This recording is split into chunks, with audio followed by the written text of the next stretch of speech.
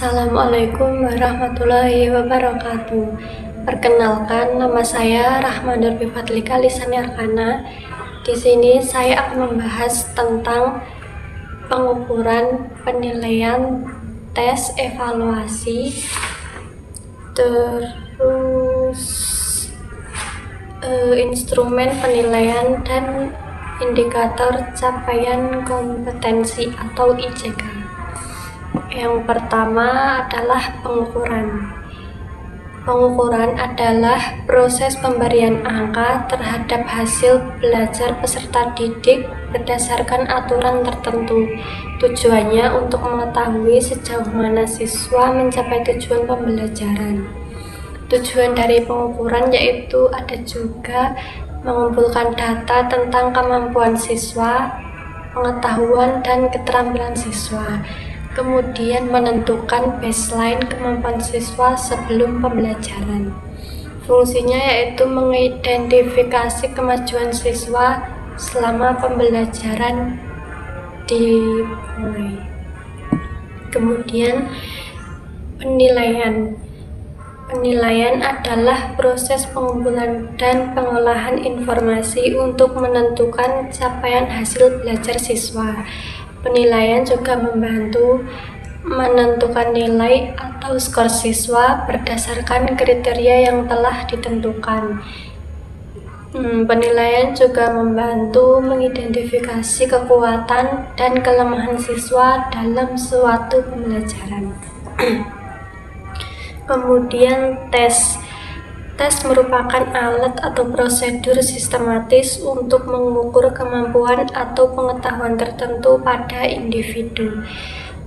Tes ini juga bisa berupa soal, pilihan ganda, menjodohkan, dan menentukan salah dan benar. Kemudian evaluasi. Evaluasi adalah kegiatan menafsirkan hasil penilaian guna mengambil keputusan seperti menentukan ketuntasan belajar atau efektivitas program pembelajaran. Evaluasi juga membantu menentukan efektivitas program, kurikulum, atau metode pembelajaran, dan juga membantu pengajar mengambil keputusan tentang program atau metode pembelajaran yang akan digunakan. Kemudian instrumen penilaian. Instrumen penilaian adalah alat yang digunakan untuk mengumpulkan data atau informasi tentang capaian hasil belajar siswa, baik tes maupun non-tes. Kemudian ada juga prinsip penilaian. Yang pertama objektif, yaitu tidak dipengaruhi subjektif dari penilai. Yang kedua adil, atau bisa juga tidak merugikan peserta didik, dan seharusnya penilai tidak memilih peserta didik untuk menilai mana yang baik dan mana yang buruk, tidak membanding-bandingkan peserta didik. Yang kedua terpadu. Yang ketiga terpadu merupakan bagian dari proses pembelajaran. Yang keempat terbuka. Hasil dan prosedur penilaian dapat diketahui oleh semua pihak. Kemudian menyeluruh dan berkesinambungan, yaitu mencakup semua aspek dan dilakukan terus-menerus. Yang terakhir bermakna dan autentik, yaitu mencerminkan kemampuan nyata siswa dalam konteks kehidupan. Jadi agar siswa setelah lulus dari sekolah itu bisa ilmunya bisa digunakan di masyarakat yang akan datang. Kemudian metode penilaian. Metode penilaian ini bisa tes tertulis, tes praktik, observasi, portofolio, proyek, dan penilaian diri. Kemudian teknik penilaian tes yaitu pilihan ganda, uraian, soal menjodohkan dan membedakan yang benar dan yang salah. Kemudian yang non-tes seperti observasi, wawancara, jurnal, penilaian sikap dan kinerja peserta didik baik atau buruk. Kemudian tagihan hasil belajar bisa berupa tugas proyek, portofolio, laporan atau produk atau performa nyata siswa sebagai bentuk tanggung jawab pembelajaran. Kemudian yang ketiga, indikator capaian kompetensi atau ICK. Indikator capaian kompetensi adalah ukuran yang menunjukkan tingkat penguasaan peserta didik terhadap kompetensi dasar atau KD dalam suatu pembelajaran. ICK dirumuskan secara spesifik, terukur, dan dapat diamati. Kemudian macam-macam ICK. Yang pertama, indikator pengetahuan atau kognitif.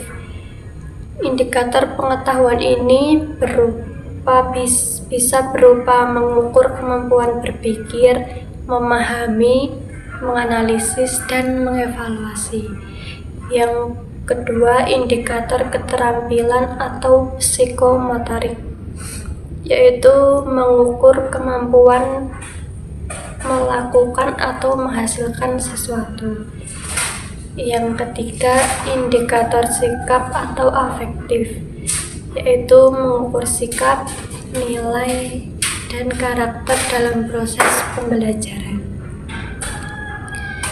Kemudian klasifikasi capaian kompetensi pada setiap jenjang pendidikan. Yang pertama, PAUD itu berfokus pada aspek nilai agama, sosial, emosional, bahasa, dan motorik. Karena PAUD itu merupakan sekolah pertama bagi peserta didik. Kemudian SD atau MI, yaitu dasar penguasaan pengetahuan, keterampilan, dan sikap sosial. Kemudian SMP atau MTS dan SMA atau MA, pengembangan kemampuan berpikir kritis, analitis, kreatif, dan aplikatif. Kemudian perguruan tinggi itu mencakup capaian sikap, pengetahuan, keterampilan umum, dan keterampilan khusus. Yang terakhir, teori dan konsep tentang capaian kompetensi.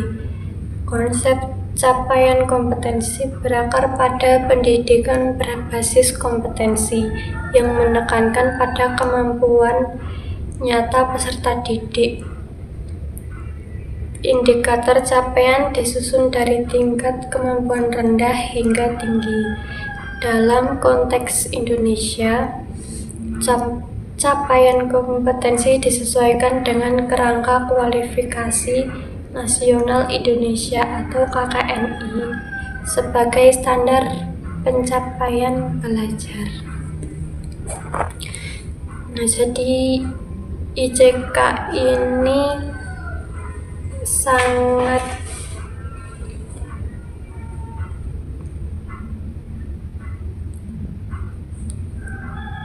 dibutuhkan terhadap kemampuan siswa, dan itu harus kemampuan siswa yang nyata. Kemudian hubungan dari evaluasi, pengukuran, penilaian tes tadi adalah tes itu digunakan dalam pengukuran. Hasil pengukuran tersebut menjadi dasar dalam penilaian. Kemudian hasil penilaian bisa digunakan untuk melakukan evaluasi. Jadi keempat tersebut saling berkaitan dalam pembelajaran.